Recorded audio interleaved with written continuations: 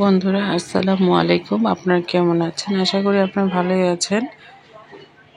এখানে নিয়েছি 2 আঁটি কলমু শাক, আর কলমু শাকটা আমি গোড়া থেকে নিয়েছি আর একদম কচি, আর এভাবে আমি চিকন চিকন করে কেটে নিব, কুচি কুচি করে। আপনারা চাইলে বেছে নিতে পারেন, কিন্তু বাছার কোনো প্রয়োজন নেই, যেহেতু কচি একবারে কোনো কিছু নেই, ময়লা পরিষ্কার কিছু ময়লা নেই, সেজন্য আমি একদম গোড়া থেকে সুন্দর করে কেটে দিয়ে শুধু আগালের দিক দিয়ে আমি কুচি কুচি করে কেটে নিলাম। বন্ধুরা ভিডিওটা ভালো লাগলে অবশ্যই আমার একটা সাবস্ক্রাইব বা ফলো করবেন। ভালো লাগলে অবশ্যই আমার পাশে থাকবেন।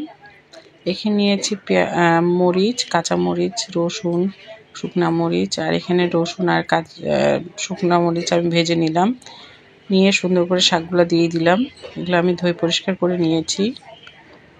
আর দিলাম উপরে কাঁচা মরিচ। আর এভাবে ফ্লেভারটা খুব সুন্দর হয়, আর ভাজিটাও খেতে অনেক ভালো লাগে। স্বাদ মতো লবণ দিয়ে দিলাম। এখন উল্টে পাল্টে নেড়ে নেব।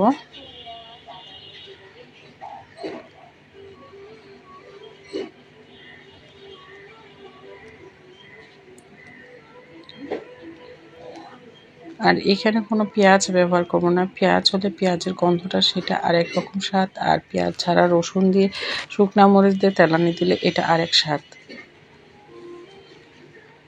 ঢাকনা তুলে দেখে নিলাম, একটু উল্টে পাল্টে আরও নেড়ে দিচ্ছি। আর খুব সুন্দর সিদ্ধ হয়েছে, আর একটু হবে। আবার নেড়ে চেড়ে একটু ঢাকা দিয়ে দিব।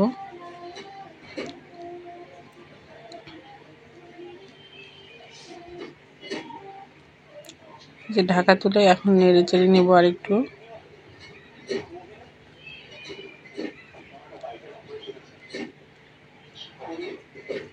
যে কলমু শাকের ভাজা আমার একবারে রেডি।